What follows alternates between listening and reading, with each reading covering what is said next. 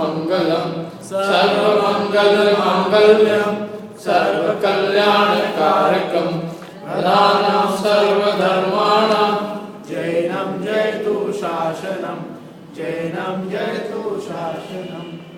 मंगलमय मंगलकरण वीतराग विज्ञान नमो ताहि जाते भय हरहंता महान करि मंगल करियो महा ग्रंथ करण के का जाते मिले समाज सब पावे निज पद राज। मोक्षाण प्रकाशक ग्रंथ पेज नंबर 3। मोक्षाण प्रकाशक ने सबसे पहले नमोकार मंत्र से प्रारंभ किया और नमोकार मंत्र का क्या अर्थ है ये बताया और कहा कि इसमें पंच परमेष्ठियों को नमस्कार किया गया है और अब जिन पंच परमेष्ठियों को नमस्कार किया है उनके स्वरूप का यहाँ चिंतन करते हैं और इस प्रकार से उन पंच परमेष्ठि के स्वरूप का वर्णन करना प्रारंभ किया। सबसे पहले अनंतों के और सिद्धों के स्वरूप का वर्णन किया और स्वरूप के वर्णन के माध्यम से उन्होंने अनंत और सिद्ध बनने की एक तरह से विधि बता दी अपने को, है ना। क्या है अनंत बनने की, सिद्ध बनने की? सिद्ध बनने की विधि क्या है? सिद्ध बनना ना अपने को, तो क्या विधि है? क्या विधि है? सिद्ध बनने की विधि क्या है? सिद्ध किसे कहते हैं? यदि परीक्षा में आएगा सिद्ध किसे कहते हैं तो क्या लिखोगे आप? और अष्टकर्मों का नाश किया तो 1 नंबर मिलेगा, 5 नंबर एक क्वेश्चन।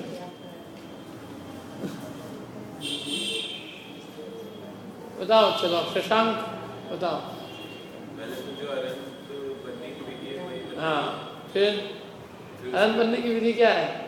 जो गृहस्पना त्याग कर मुनि में अंगीकार करके निष्स्वभाव साधन द्वारा 4 घातीय कर्मों का क्षय हुआ है।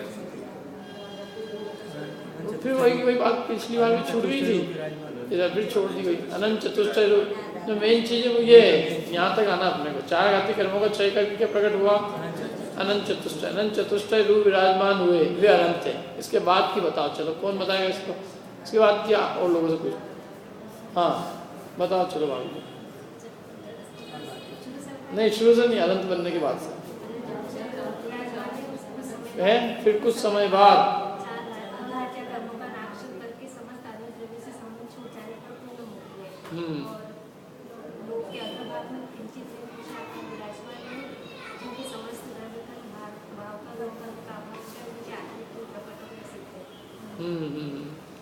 ये बीच पहले की रटी हुई है ये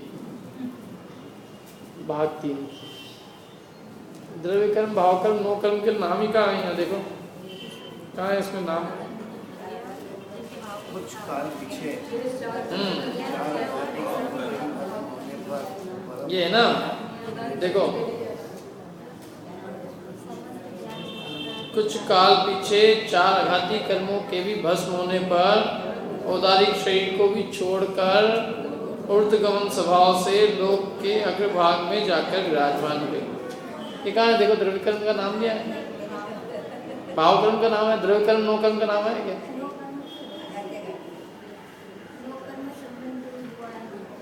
है? हाँ, तो पर द्रव्य कर्म, भाव कर्म और नो कर्म एक लाइन में नहीं आए ना, वो तो उसमें दिया है। ये बालबोध 3 की याद है आपको परिभाषा, यहाँ की नहीं है। चलो खैर ठीक है, जो भी है। 4 आघाती करना ही ठीक है, कोई बात नहीं, पर ये थोड़ा इसके पॉइंट ध्यान रखना। अपना क्या लाभ है उनके द्वारा? अपना लाभ क्या है? सिद्ध भगवान से अपना क्या लाभ है? हो गए वो सिद्ध, क्या लाभ है? जिनके ध्यान द्वारा भव्य जीवों को स्वभाव भाव का और उपाधिक भाव का, स्वद्रव्य का और परद्रव्य का विज्ञान होता है। ये मेन पॉइंट है।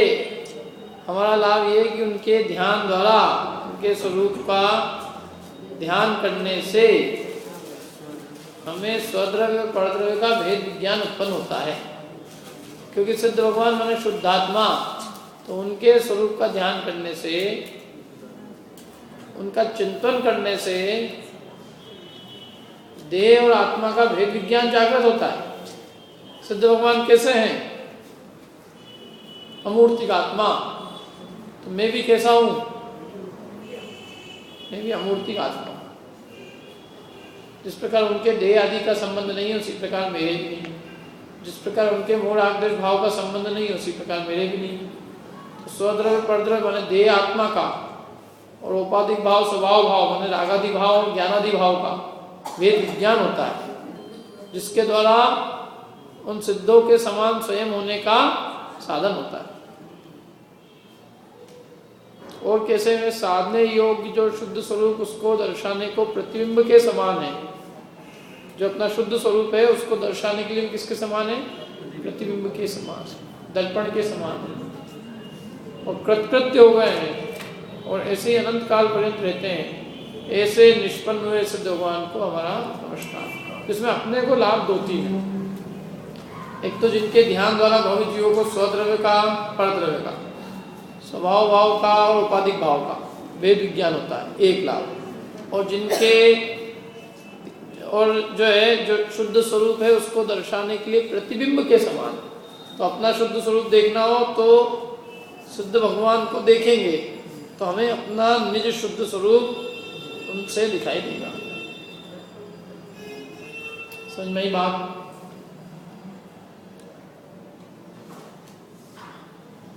यदि बाजार में सोना आएगा ना बिकने, तो वो सोने में कितनी खोट है कैसे पता करेंगे? कसौटी पे कसने से पता चल जाता है। कैसे कैसे आपने कभी देखा सोने? अरे जो भी सुनार, उसकी विधि क्या है किसको मालूम? बताओ। महिलाओं को मालूम होगा सब बात। क्यों? सोने के अंदर कितनी मिलावट है इसको पता लगाने का उपाय क्या है? कसौटी पे कसना दिख जाएगा। ये हो गया, इससे कुछ नहीं होता। कसौटी पे कसने उसने से, कसौटी पे कसने के बाद एक काम और करना पड़ता है। क्या करना पड़ता है मालूम?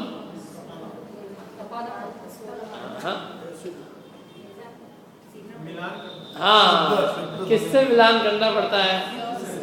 प्योर से। प्योर सोना रखता है पास में। क्या है, बेवकूफ नहीं बना ले ऐसे, देखना। वो प्योर सोना रखता है, उससे वो मिलान करता है। क्या प्योर सोना रखता है वो पास में? 24 कैरेट सोना से जो आप जो सोना देने आए हो उसको कस के और उस पर मिलान करें, दोनों को देखता है। फिर थोड़ा और इतना उसको समझ में आ जाता है कि इसमें कितनी मिलावट है। अब उसके पास में एक असली सोना होना जरूरी है, प्योर, नहीं तो पता नहीं कर पाएगा कितने अच्छा हो। क्या एक 24 कैरेट का होगा, उससे मिलान करेगा और फिर ये देखेगा कि अब इसमें कितनी अशुद्धता इसमें बची। उसके बिना वो उसके अशुद्धता को भी नाश करने का उपाय नहीं है। समझ लो यदि कोई सोना है और वो सोने को 24 कैरेट का बनाना है तो क्या करें? बन गया कि नहीं बन गया? तो वो असली रखा रहता है, उसे मिलान करते जाते हैं। जब तक उनको लगता है कि अभी वैसा नहीं है तब तक ताव देते जाते हैं। और जब अंतिम ताव से उतरता है उसके जैसा दिखता है, ताव देना बंद हो जाता है। ऐसे ही अपने स्वरूप को देखना है तो उसके लिए वे प्रतिबिंब के समान, उससे मिलान करते हैं अपन। और जो कुछ भी अशुद्धता है वो मेरे स्वभाव में नहीं है, जो कुछ भी वहाँ है वो मेरा स्वरूप है। माने जो सिद्धों का स्वरूप है प्योर सोना है, प्योर 24 कैरेट सोना। और अपने स्वरूप को बताने के लिए उनका स्वरूप प्रतिबिंब के समान, माने उनके माध्यम से हम शुद्ध स्वरूप अपना कैसा है उसका ज्ञान करते हैं। इसलिए कहा ध्यान योग्य सिद्ध भगवान। और उनका जो स्वरूप है वो अपने शुद्ध स्वरूप को दर्शाने के लिए किसके समान है? प्रतिबिंब के समान। तो ये लाभ है अपना उनसे, नहीं तो अपने को पता कैसे चलेगा? अपनी मतलब अपनी शुद्धता, अपना जो स्वभाव है वो अव्यक्त है और उनका स्वभाव क्या है? व्यक्त है। तो व्यक्त से अव्यक्त का ज्ञान किया जाता है। यद्यपि अपना भी व्यक्त नहीं है, लेकिन अपना भी इनके समान होने जैसा स्वभाव है। समझ में आए ना? अभी सोना पूरा नहीं है, कच्चा ही है, लेकिन उस कच्चे सोने में भी ऐसे सोने होने की शक्ति विद्यमान है। ये समझ में आती है बात। तो फिर अनंत और सिद्ध के माध्यम से हमें अपना स्वरूप कैसा है इसका भान होता है कि हम कैसे हैं, हमारा वास्तविक स्वरूप कैसा है। अभी वर्तमान में जो दिख रहा है वो अपना वास्तविक स्वरूप नहीं, असली स्वरूप देखना है तो वो अनंत और सिद्ध भगवान जो है वो अपना असली स्वरूप है। ये जो वर्तमान पर्याय है जिसमें अपन अपनापन करते हैं, ये मैं हूँ, ये वास्तव में अपना असली रूप नहीं है।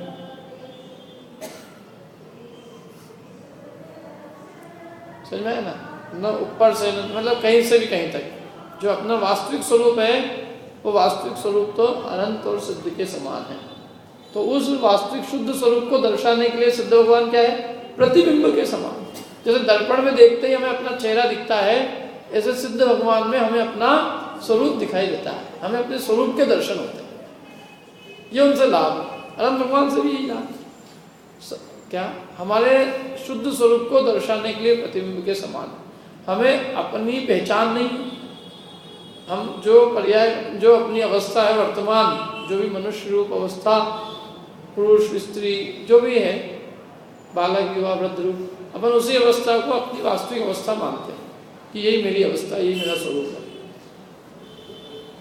क्या अपने को अपने स्वरूप का भान नहीं है ना? तो अपने स्वरूप का ज्ञान कैसे होए? तो यदि कोई शुद्धात्मा न हो तो हम कैसे ज्ञान करें कि वो क्या है? क्या यदि अनंत सिद्ध न हो और वो व्यक्त अवस्था न हो तो अपना जो अव्यक्त स्वभाव है उसका ज्ञान भी कैसे होए? वो जो व्यक्त है वो व्यक्त से अव्यक्त का ज्ञान किया जाता है। समझ में आ रही है बात? उनका स्वभाव व्यक्त है, उनका स्वभाव पर्याय में व्यक्त है और अपने में क्या अंतर है? अपना स्वभाव अव्यक्त है, मतलब पर्याय में व्यक्त नहीं है। स्वभाव तो है, पर्याय में व्यक्तता नहीं है उसकी। पर्याय में व्यक्तता करनी है, इसका पुरुषार्थ करना।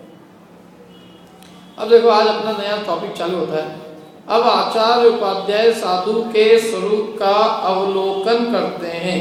पहले क्या कहा था? देखो, अनंतों के स्वरूप का विचार करते हैं, सिद्धों के स्वरूप का ध्याते हैं और आचार्य उपाध्याय सर्वसाधु के स्वरूप का अवलोकन करते हैं। अलग अलग शब्द दिए बोले, अवलोकन करते हैं, देखते हैं क्या है उनके स्वरूप।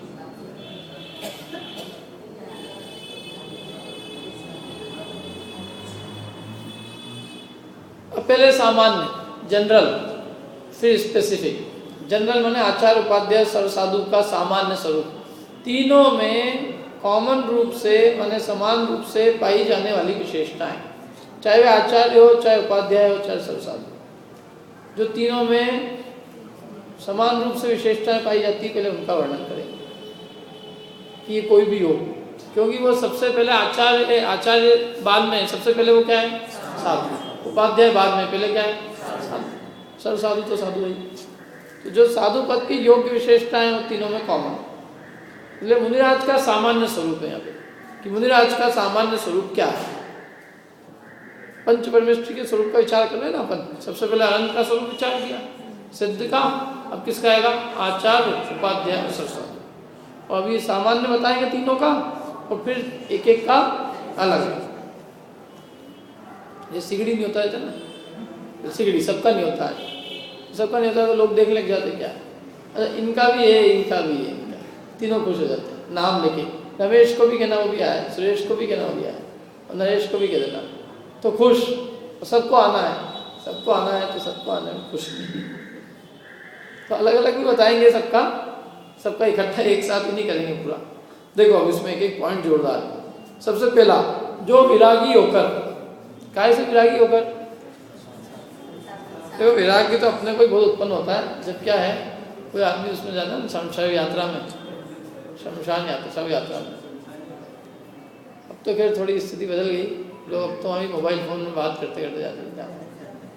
मुर्दा है बैठ गया, अब क्या है अपने को, उसको लेटा दिया है, अपना काम हो गया है, जाना। लेकिन यूँ विचार किया जाए तो वो जो शव यात्रा का अवसर है वो वैराग्य के लिए हो सकता है। वैराग्य उत्पन्न होता है उससे, अरे भैया संसार में सबको एक दिन जाना है, अपने को भी जाना है, क्या लेके कुछ नहीं जाना है, सब यहीं छोड़ के जाना है, और क्या अपने को अपने जीवन का कल्याण करके जाना।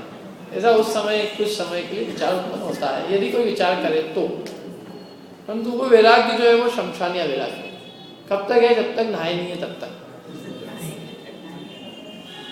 नहाने के बाद में जैसे खाना खाने की थाली बैठेगा सब खत्म, वैराग्य हो। तो वो वैराग्य परमानेंट वैराग्य नहीं है, क्षण स्थायी वैराग्य।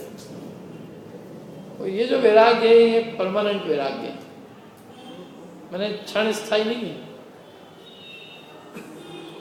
क्या बल्कि जो जीव उन सब चीज़ों से, मतलब उन सब चीज़ों को दुख स्वरूप मानकर, दुख रूप मानकर और उनसे एकदम विरक्त है। छड़ाला में एक पंक्ति आती बहुत जोरदार है, पहली 5वीं डाल की पहली पंक्ति। क्या है मालूम? 5वीं डाल की पहली पंक्ति, मुनि सकल व्रति बड़ भागी भव भोगन तेरे। क्या है इसका? मुनिराज है वो बड़े भाग्यवान है। उनके बड़े भाग्यवान होने का कारण क्या है? बड़ भागी। जैसे लोग में किसी पूछोगे क्यों, कैसा है, मतलब लोक में भाग्य किसको, भाग्यवान किसको माना जाता है? बोलो साहब इसका भाग्य बहुत अच्छा है, इस लड़की का भाग्य बहुत अच्छा है, ये लड़की की शादी हुई और वहाँ ये हो गया, लॉटरी के जो भी है वो भाग्य किससे गिनते हैं? नोट से भी गिनते ना लोगों। तो मैंने लोग परिग्रह के आने से भाग्य मानते हैं और वो कहते हैं कि मुनिराज बड़े भाग्यवान हैं। और कैसे भाग्यवान है वो? परिग्रह का त्याग करने से। उसमें लिखा सकल व्रति, सकल व्रति माने 5 पापों का त्याग करके जो महाव्रत धारण किए तो महाव्रत से भाग्यवान है। समझ में नहीं आता मेरे को, लोग सब जगह भाग्यवान। क्या पैसे कमाने बैठे और पैसे के लिए रात दिन जुटा रहे और थोड़ा पैसा आ जाए तो भी भाग्यवान, पैसे का त्याग करे तो भी भाग्यवान। तो क्या है भाग्य? किसका नाम? परिग्रह पाप है और वो परिग्रह ग्रहण करे तो भी भाग्य, और परिग्रह छोड़े तो भी भाग्य।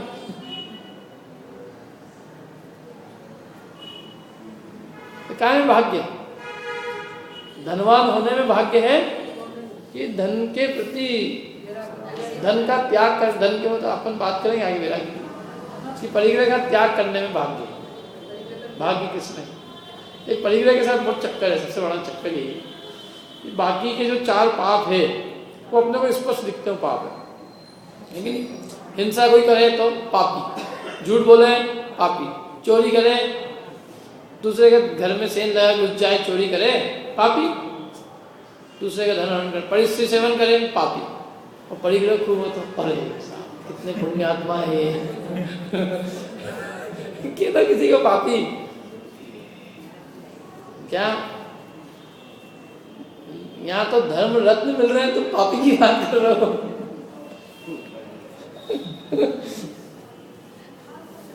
जितने अलंकरण चाहिए, जितने सम्मान चाहिए वो सब खरीदे जा सकते हैं उससे। क्या लोक में उसको पापी नहीं कहा जाता।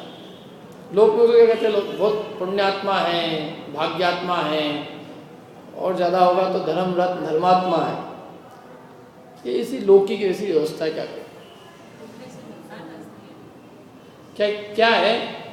एक भरतहरि कवि हुआ है, उसने एक वाक्य लिखा है इसलिए लौकिक जनों की पद्धति कि यस्य अस्ति वित्तम स नर कुलीन।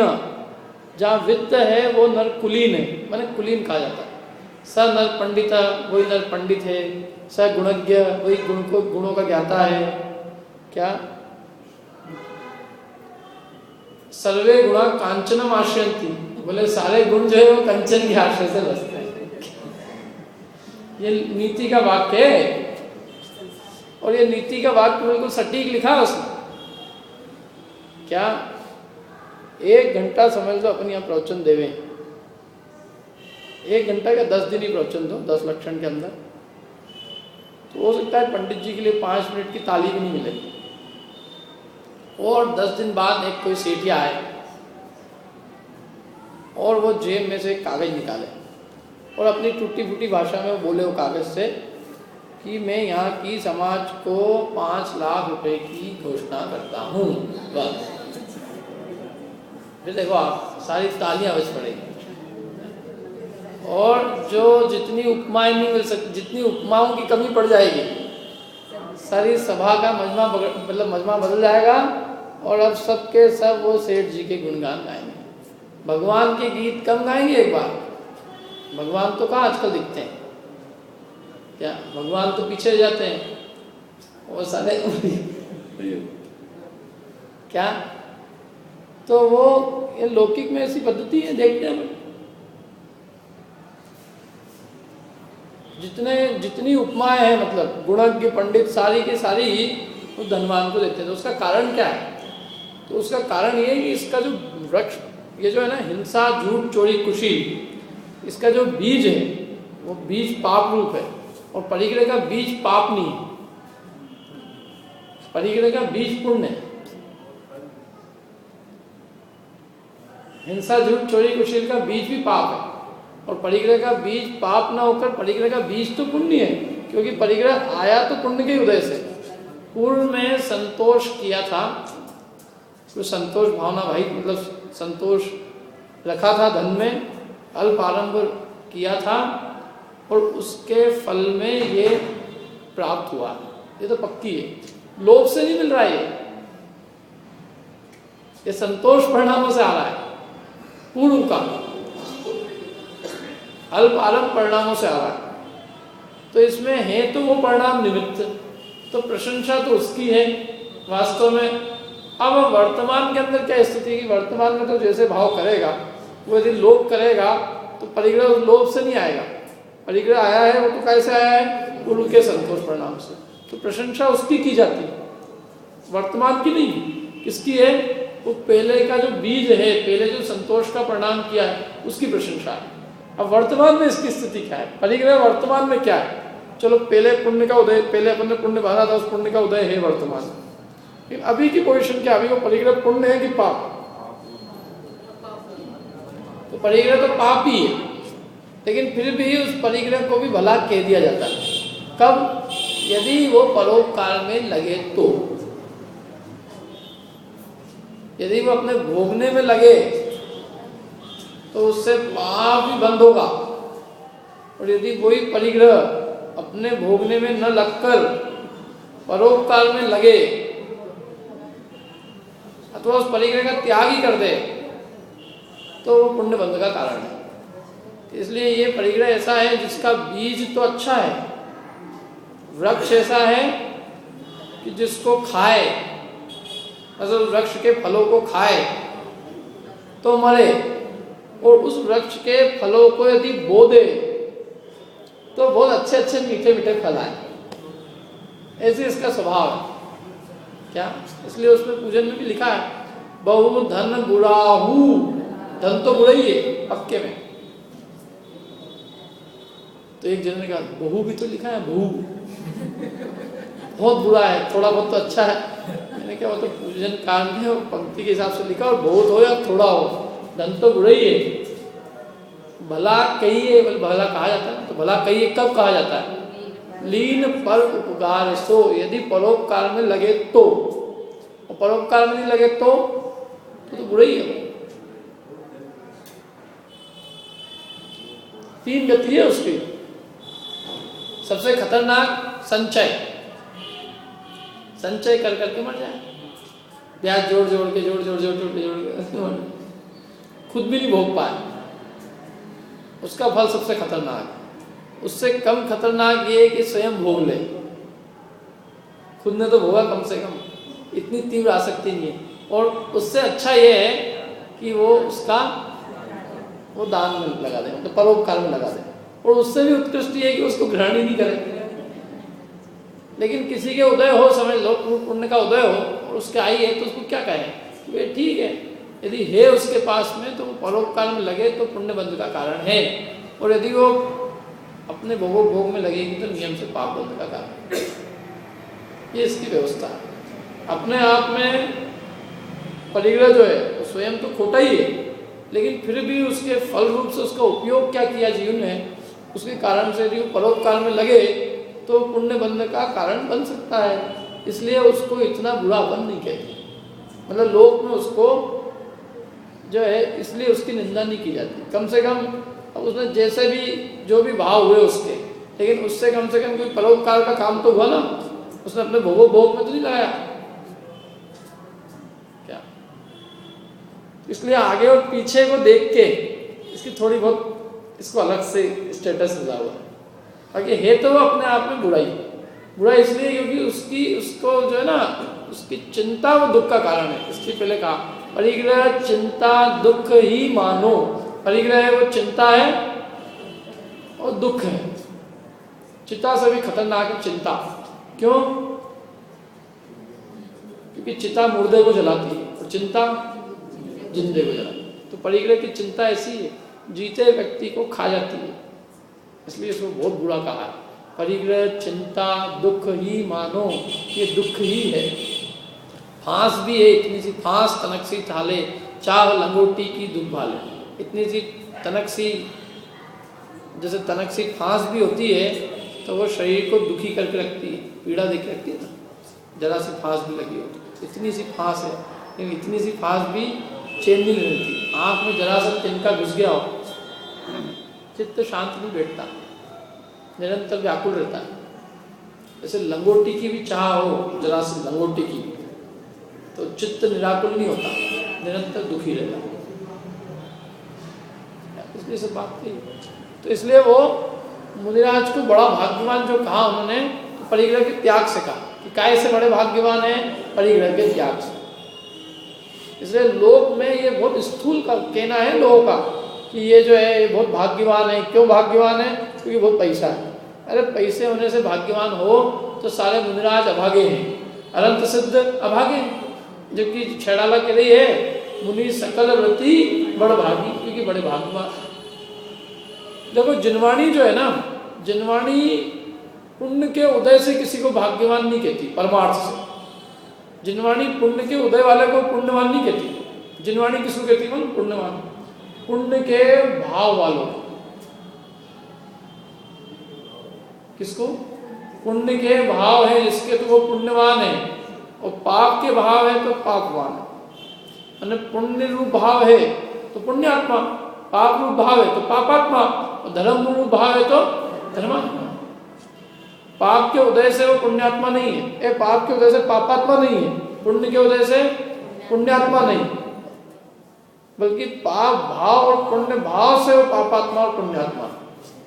देखो मैं आपको एक उदाहरण देता हूँ। सनत कुमार चक्रवर्ती हुए ना, 700 वर्ष तक उनके शरीर में कोढ़ रहा, तो पाप का उदय था कि पुण्य का उदय था?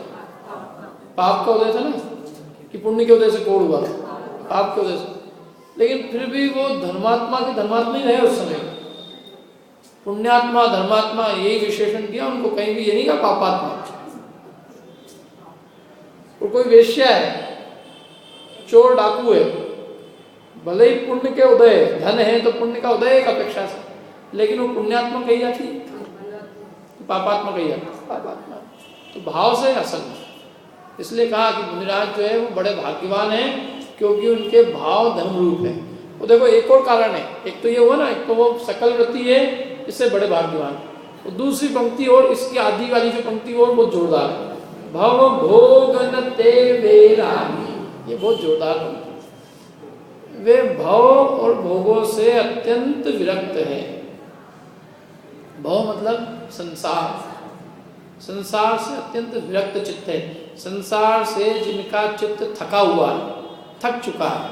थक चुका है मतलब उससे बिल्कुल, उससे कोई लालसा नहीं। जैसे कोई काम कर करके कोई जीव एकदम थक जाता है, उससे कोई उसकी 1% भी उसका चित्त उसमें अनुरक्त नहीं होता। ऐसे उनका किसी भी प्रकार से संसार की कोई चीज में उनका चित्त अनुरक्त नहीं, एकदम विरक्त चित्त। जो कुछ है संसार की, उन सारी चीजों से एकदम निष्प्रह है। जैसे कभी कोई आता ना किसी का एकदम, भैया हमें कोई प्रयोजन नहीं है, क्या हो रहा है क्या नहीं हो रहा है इससे हमें कोई प्रयोजन नहीं। जैसे मुनिराज, इस संसार में क्या है, कोई प्रयोजन नहीं। तो ये संसार मैंने चतुर्गति परिभ्रमण से थके हुए हैं, उससे भय लगता है। 4 गति 84 लाख योनियों के परिभ्रमण का जिन्हें भय है, भय इसलिए संसार से विरक्त है। चाहे अत्यंत पुण्य का उदय भी हो, लेकिन उस पुण्य के उदय को भी वो दुख का ही कारण मानते हैं। चाहे चक्रवर्ती जैसा 6 खंड का राज्य हो, क्या चाहे और मतलब अच्छे से अच्छे उत्कृष्ट पद हो, नारायण हो, प्रतिनारायण हो, कोई भी हो पद, नारायण प्रतिनारायण तो फिर मुनि बनते हैं, चक्रवर्ती हो, बलभद्र हो, लेकिन उस बलभद्र और चक्रवर्ती के पद से भी उनको अत्यंत विरक्तता, चित्त वैराग्य बनते हैं। इसलिए कहा जो अत्यंत जो वैरागी होकर, एक तो भव से और भव भोगन ते वैरागी, कैसे वैरागी है? भोगों से। भोग माने 5 इंद्रिय के विषय भोगों से, और 5 इंद्रिय के विषय भोगों से वैरागी। इसलिए 5 इंद्रिय के विषय भोग की इकट्ठा करने वाली जो सामग्री है, क्या है? 5 इंद्रिय के विषय भोग को इकट्ठा करने की, 5 इंद्रिय के विषय भोग का 5 इंद्रिय के विषय भोग कैसे मिलेंगे? धन से। तो इसलिए धन से ही वैरागी, वो तो परिग्रह का त्याग किया, वो है ही ना उसमें। भाई धन से अनुराग अपने को किस कारण है? धन से प्रेम क्यों है? क्योंकि 5 इंद्रिय के विषय भोग उससे मिलते हैं। जब अपने को विषय भोग से ही अनुराग नहीं होगा तो धन से अनुराग क्यों होगा? धन का प्रेम तो अंतरंग में विषयों की आसक्ति को बताता है। जिसको अंदर में 5 इंद्रिय के विषय भोग भोगने का भी रस है, उसे धन से रस होगा ही होगा। और जब 5 इंद्रिय विषय भोग का रस नहीं है, तब धन का क्या करें? धन के 2 ही उपयोग होते हैं, या तो पंच इंद्रिय के विषय भोग अथवा कषायों की पूर्ति। तो कषायों की तो है अति मंदता, 3 कषाय चौकड़ी का है अभाव, और एक संज्वलन है वो भी नष्ट होती हुई, मतलब अति मंद कषाय। और पंच इंद्रिय के विषय भोगों का कोई राग नहीं है, तो वो धन का क्या? धन से कोई राग नहीं। तो इसलिए भव से, पंच इंद्रिय के विषय भोगों से भव भोगनते। और इसमें एक और आता है संसार शरीर भोग, संसार से शरीर से। तो संसार और भोग में तो आ गया ना भव भोगन। एक और कौन सा बचा? शरीर। शरीर से भी क्या है? अत्यंत विरक्त चित्त, 3 चीजों से विरक्त है। भव भोग शरीर विनश्वर तब क्षण भंगुर लगते सपने से। भव भोग और शरीर, ये तीनों क्या है? क्षण भंगुर लगते हैं, इन तीनों से विरक्त है। भव से, भोगों से और शरीर से। तो भव भोग तो इसमें आ गए। एक और चीज जोड़ सकते हैं, कौन सी चीज? शरीर। मैंने देह से भी विरक्त है, इन 3 चीजों से विरक्त है, संसार शरीर भोगों से। तो सबसे पहली चीज है, पहली शर्त, संसार शरीर भोगों से विरागी होकर, जो विरागी होकर। दूसरी शर्त क्या है? समस्त परिग्रह का त्याग करके, समस्त परिग्रह। तो कोई कह सकता पीछी कमंडल, तो पीछी कमंडल परिग्रह में नहीं आती। क्यों नहीं आती? क्योंकि वो संयम और सोच का उपकरण माना गया। दूसरा, अपन ने इसके बारे में बहुत बात भी कर चुके पहले, कि पीछी कमंडल कोई उसकी मूल्यवान वस्तु नहीं है। कोई पीछी ले भी जाएगा तो उससे कुछ नहीं मिलने वाला। कमंडल ले जाएगा तो वो लकड़ी का है, उससे भी कुछ नहीं मिलना। और संयम का उपकरण है ना, संयम और सोच का उपकरण। इसलिए उन परिग्रह को छोड़कर बाकी समस्त परिग्रह का त्याग करके। वैसे भी हाथ कितने मुनिराज के हाथ? 2 हाथ में तो रख सकते ना, एक पीछी कमंडल। तीसरी चीज नहीं रख सकते। तीसरी चीज क्या रखेंगे? रखने के लिए स्थान नहीं ना।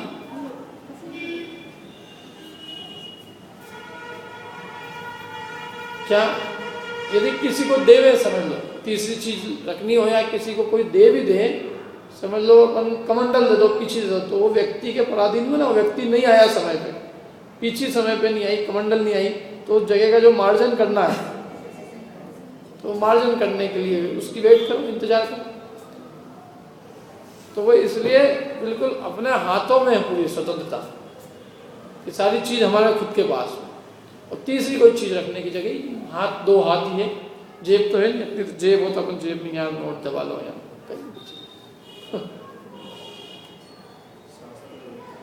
समस्त परिग्रह का इसलिए त्याग किया। कोई चीज़ नहीं है तीसरी, यहाँ करेगा यहाँ करे, कैसे करेगा, ले जा नहीं सकता ना। दो हाथ है, दो हाथ में तो एक पीछे आएगी और एक में कमंडल आएगा। इसलिए कहा समस्त परिग्रह का त्याग करके और शुद्धोपयोग रूप मुनि धर्म अंगीकार करके। कौन सा मुनि धर्म अंगीकार किया उन्होंने? शुद्धोपयोग। ये मतलब ये जो मुनि धर्म अंगीकार किया, मुनि धर्म का प्रयोजन ये है कि हमें शुद्धोपयोग की प्राप्ति हो, क्योंकि अशुभोपयोग और शुभोपयोग ये तो उसमें गृहस्थ अवस्था में थे ही। गृहस्थ अवस्था में दो उपयोगों की मुख्यता है, किसकी? अशुभोपयोग और शुभोपयोग। जैसे इसमें जयसेनाचार्य देव की टीका में कि पहले से चौथे गुणस्थान की परिपाटी से दिया उन्होंने, तो मुनिराज के शुद्धोपयोग की मुख्यता है और मिथ्या दृष्टि के अशुभोपयोग की मुख्यता है। सम्यक दृष्टि है तो उसके शुभोपयोग की मुख्यता है, सम्यक दृष्टि अनुवृत्ति है। तो इसलिए उन्होंने जो अंगीकार किया है शुभोपयोग रूप नहीं, क्या किया? शुद्धोपयोग रूप मुनि धर्म अंगीकार करके, मतलब मुनि धर्म का विशेषण दिया है कि मुनि धर्म कैसा है? जिसमें शुद्धोपयोग है वो मुनि धर्म है। शुद्धोपयोग रूप मुनि धर्म अंगीकार करके अंतरंग में तो उस शुद्धोपयोग द्वारा अपने को आप रूप अनुभव करते हैं। ये बताया शुद्धोपयोग क्या का कार्य है। अंतरंग में तो उस शुद्धोपयोग द्वारा क्या करते हैं? अपने को आप रूप अनुभव करते हैं। अपने को आप रूप अनुभव करते का मतलब है कि अपने आत्मा में आपापन करते हैं, अपने आत्मा में अपनापन और अपने आत्मा में लीनता का पुरुषार्थ करते हैं। अपने को आप रूप अनुभव करते हैं, पर को आप रूप अनुभव नहीं करते। अपने आत्मद्रव्य में अहम बुद्धि माने मैं यही हूँ, पर द्रव्य में नहीं हूँ। और निरंतर शुद्धोपयोग द्वारा स्वरूप की स्थिरता है, लीनता है, तो अपने आत्मा में अपनापन है, आत्मा का अनुभव है। और पर द्रव्य में अहम बुद्धि धारण नहीं करते। अपने में आप रूप अनुभव करेंगे तो पर द्रव्य में अहम बुद्धि नहीं होगी। अपने में अपनापन नहीं होगा तो पर द्रव्य में अहम बुद्धि आएगी नहीं रहेगी। अहम बुद्धि का क्या अर्थ है? अहम मतलब मैं। तो परद्रव्य है ये मैं हूं, अथवा मैं नहीं तो ये मेरा है, मैं इसका कर्ता हूं, मैं इसका भोक्ता हूं, मैं इसका स्वामी हूं। तो किसी भी परद्रव्य का स्वामी है तो परद्रव्य में अपनापन है। अपनापन अपने में नहीं, अपने में अपनापन आना और पर में अपनापन नहीं होना। पराई वस्तु है, पर वस्तु में परायापन और अपनी में अपनापन। तो अपने निज आत्मा को छोड़कर जितनी भी संसार की वस्तु है, देह आदि समस्त, उन सबको उस सब में अहम बुद्धि धारण नहीं करते। ये चार प्रकार की बुद्धि है। कौन कौन सी? अहम बुद्धि, ममत्व बुद्धि, कर्तृत्व बुद्धि और भोक्तृत्व बुद्धि। जो परद्रव्य से लगाव है किसी भी रूप में हो, यदि परद्रव्य से किसी भी प्रकार का संबंध है तो ममत्व भाव है। जिसका ममत्व नहीं है उसके इन चारों में से कोई सी भी बुद्धि नहीं होती।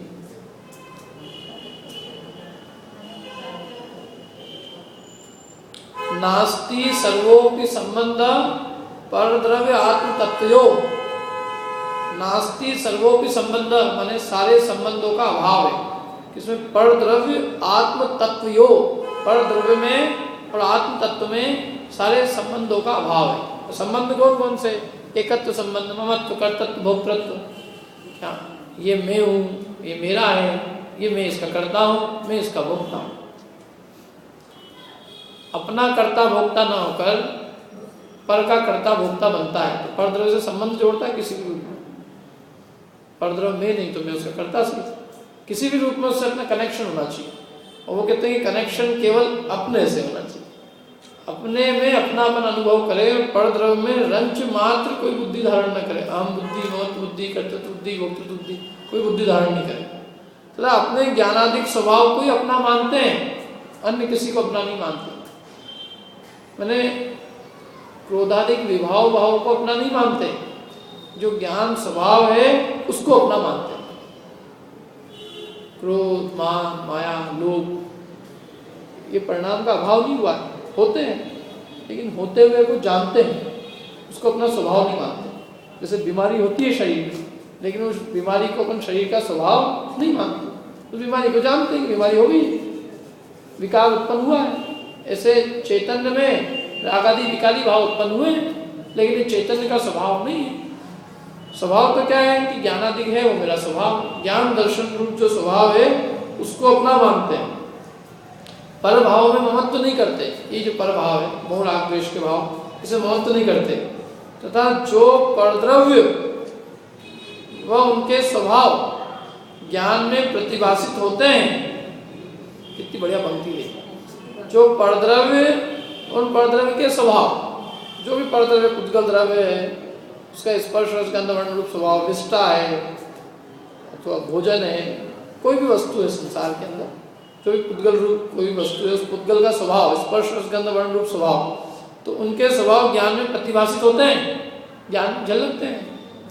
ज्ञान का स्वभाव है परद्रव्य को जानने का और स्व को जानने का, तो ज्ञान में प्रतिभाषित तो होते हैं। ऐसा नहीं कि ज्ञान में प्रतिभाषित नहीं होते, लेकिन ज्ञान में प्रतिभाषित होते हैं, उन्हें जानते तो हैं, परंतु इष्ट अनिष्ट मानकर उनमें राग द्वेष नहीं करते, इसमें इष्ट अनिष्ट बुद्धि नहीं करते, ये इष्ट है या अनिष्ट है, या अनिष्ट है या इष्ट है। परद्रव्य के साक्षीभूत रहते हैं। जैसे अनंत भगवान है, अनंत परद्रव्यों को जानते हैं, लेकिन किसी परद्रव्य में इष्ट अनिष्ट बुद्धि करके राग द्वेष नहीं करते। जैसे मुनिराज जी परद्रव्य को जानते तो हैं, लेकिन तीन कषाय चौकड़ी का भाव होने से उसमें इष्ट अनिष्ट बुद्धि करके राग द्वेष नहीं करते। शरीर की अनेक अवस्थाएं होती है, शरीर में अनेक अवस्थाएं बनती है, बाह्य नाना निमित्त बनते हैं, अनेक प्रकार की संयोग बनते हैं, अनेक संयोग मिलते हैं, परंतु वहाँ कुछ भी सुख दुख नहीं मानते। शरीर की कैसी अवस्था बने, बाह्य कैसा निमित्त बने, बाह्य कैसा प्रसंग बने, वो किसी परिस्थिति में सुखी दुखी नहीं होते। क्या मैंने परिस्थितियों के निमित्त से, बाह्य निमित्त से उनको कोई सुखी दुखी नहीं कर सकता, उनकी अपनी अंतरंग भी सामर्थ्य होती है, तथा अपने योग्य बाह्य क्रिया जैसे बनती है वैसे बनती है, खींच कर उनको नहीं करते।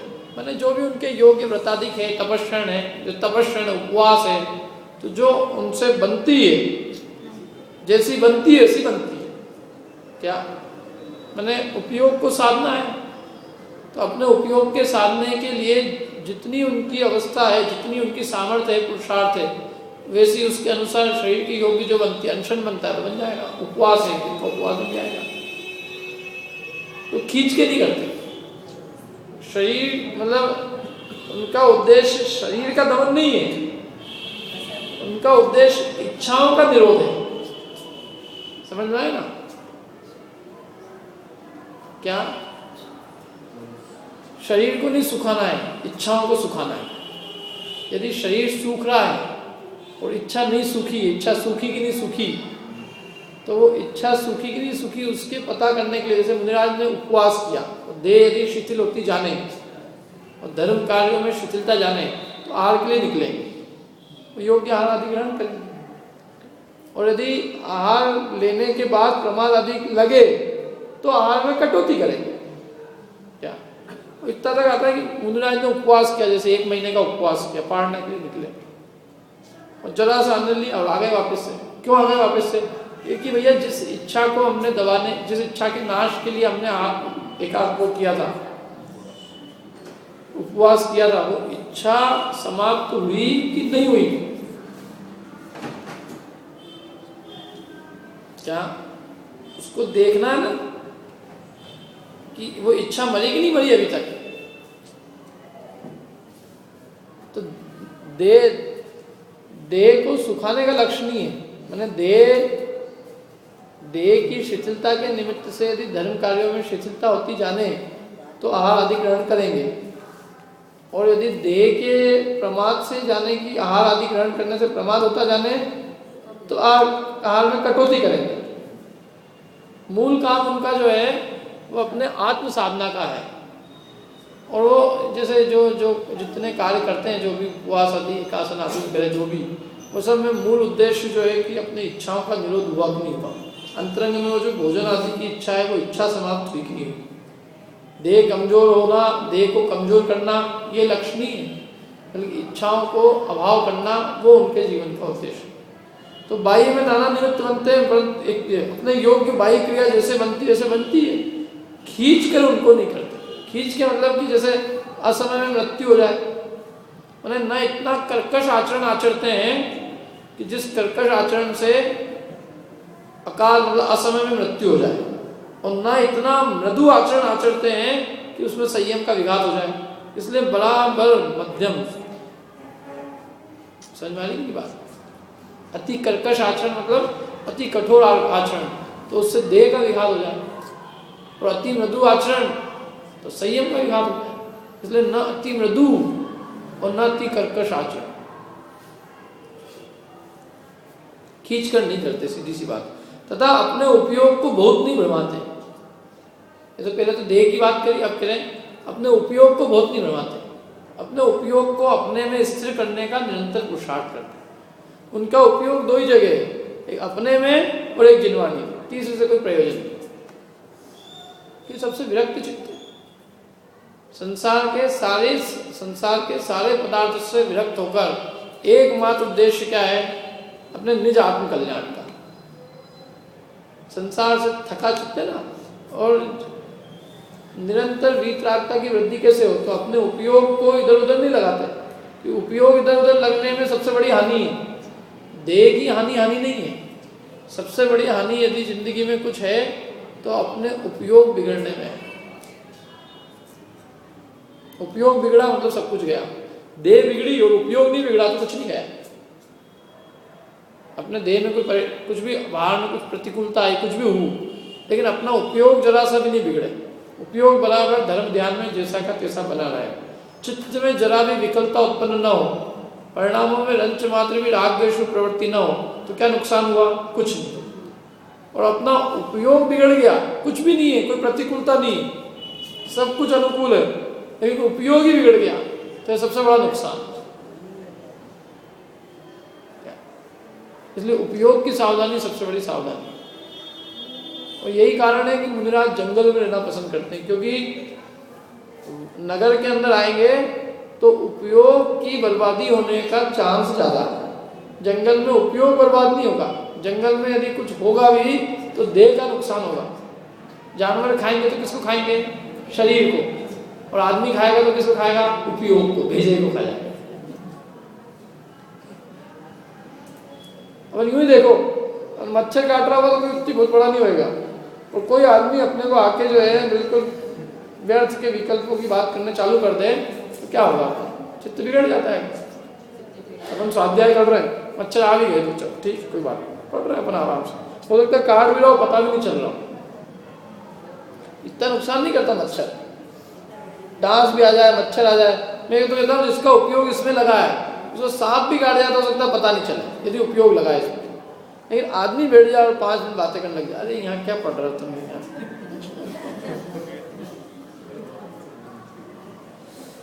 उपयोग गया उसका, अब सबसे बड़ा नुकसान।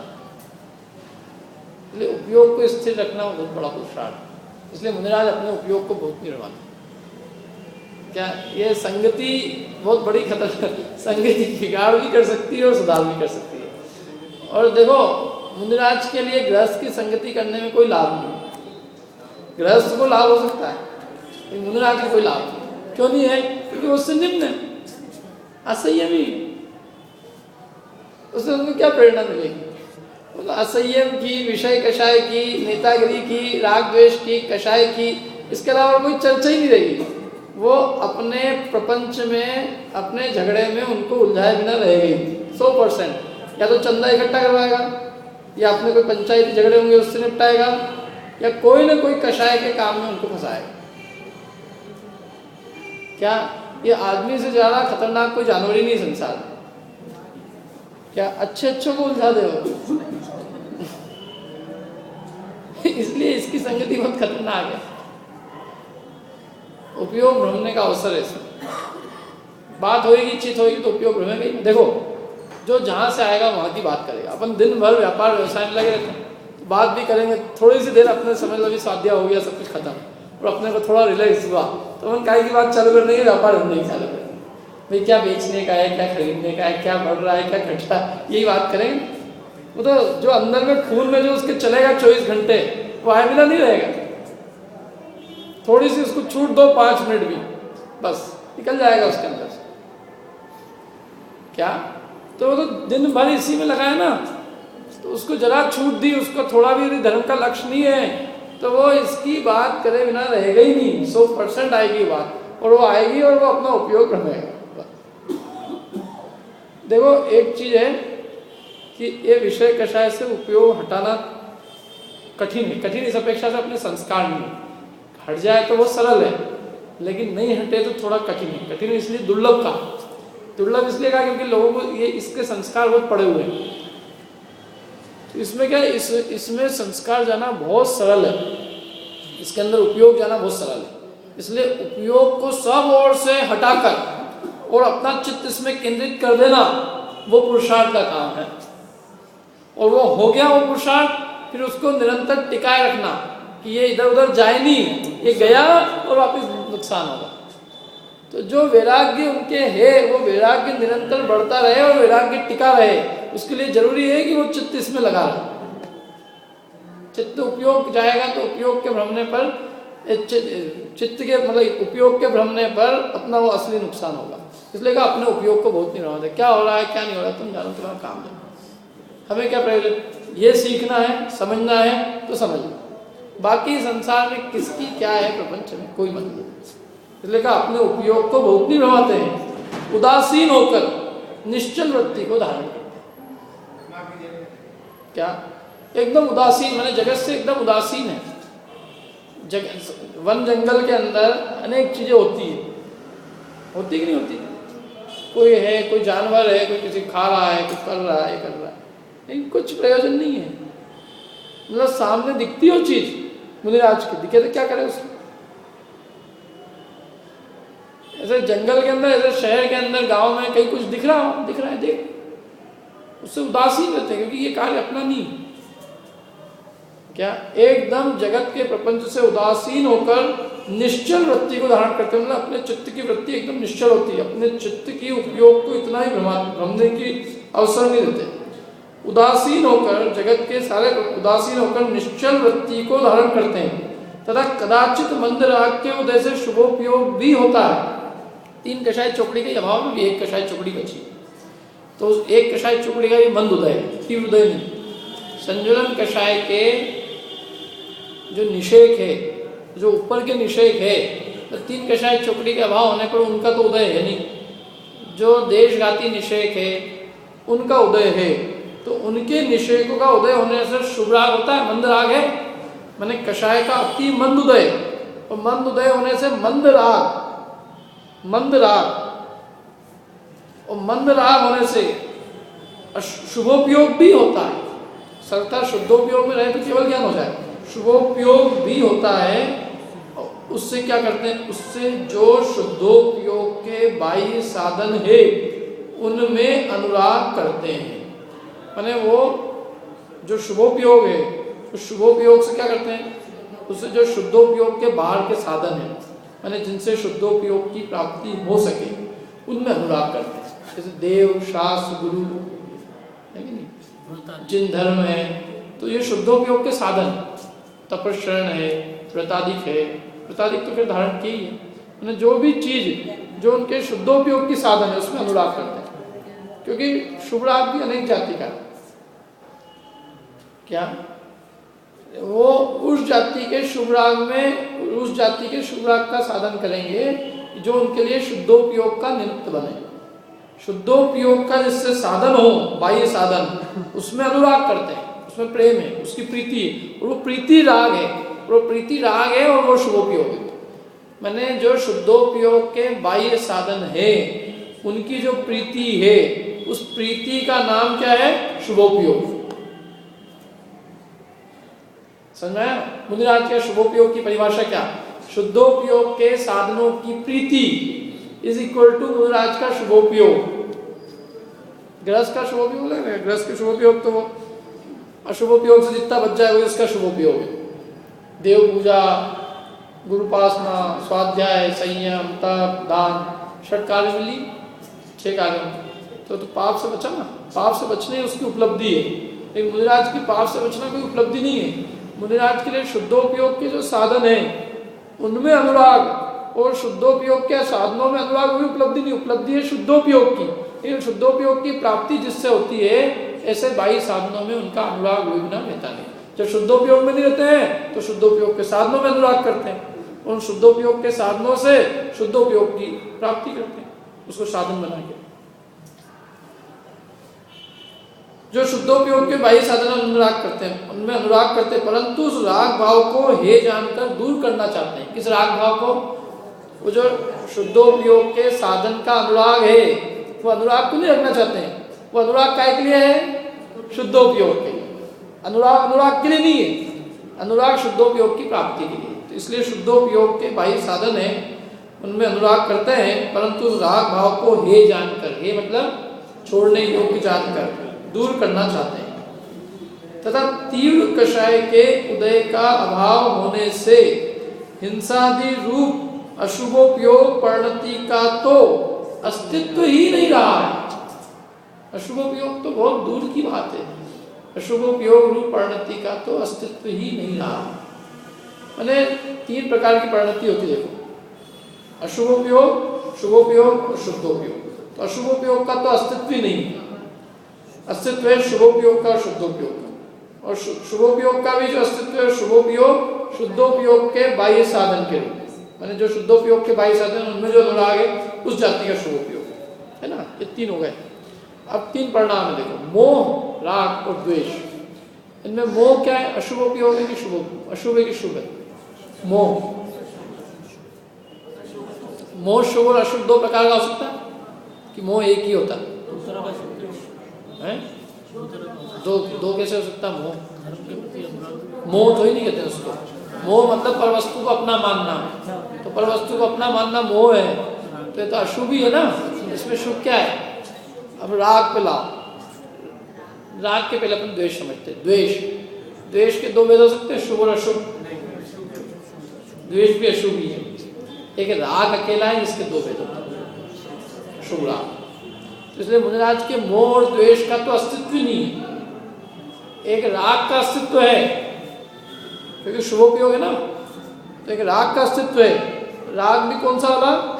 शुभ राग। शुभ राग मतलब धर्म आयतन का अनुराग, देव गुरु, देव धर्म गुरु, देव शास्त्र गुरु, जिनवाणी, इसका अनुराग।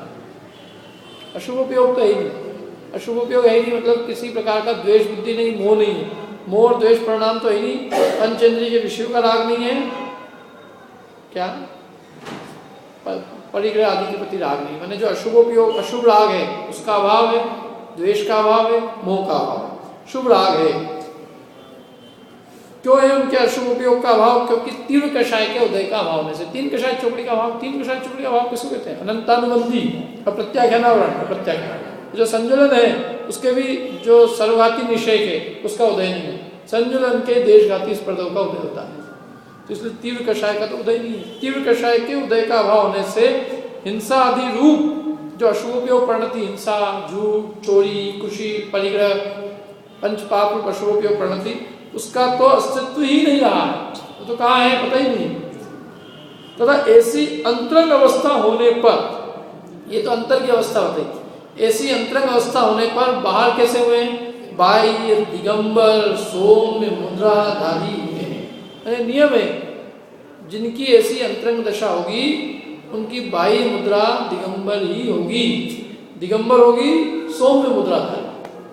सौम्य माने राग द्वेष दशा नहीं होगी।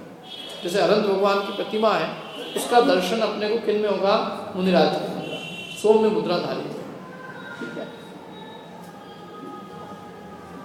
शरीर का संवारना आदि विक्रियाओं से रहित हुए हैं।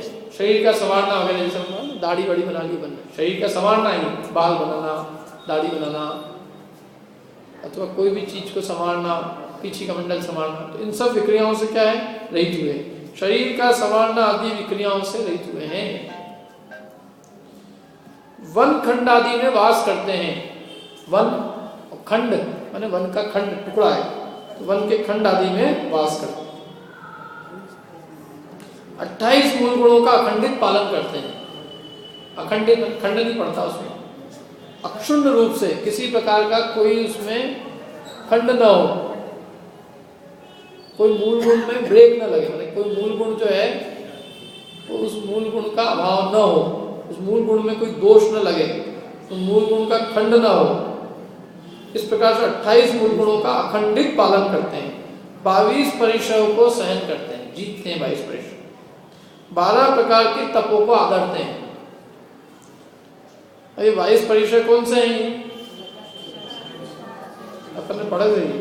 कदाचित ध्यान मुद्रा धारण करके प्रतिमावत निश्चल होते हैं। कदाचित माने जब उनकी अंतरंग स्थिरता होती है तो कदाचित ध्यान, बाह्य में ध्यान मुद्रा धारण करके प्रतिमा के समान निश्चल होते हैं। कदाचित अध्ययन आदि बाह्य धर्म क्रियाओं में प्रवृत्त हैं, अध्ययन में, ज्ञान ध्यान में। कदाचित मुनि धर्म के सहकारी शरीर की स्थिति के हेतु योग्य आहार विहार आदि क्रियाओं में सावधान होते हैं। ऐसे जैन मुनि हैं, उन सब की ऐसी ही अवस्था होती है। बाकी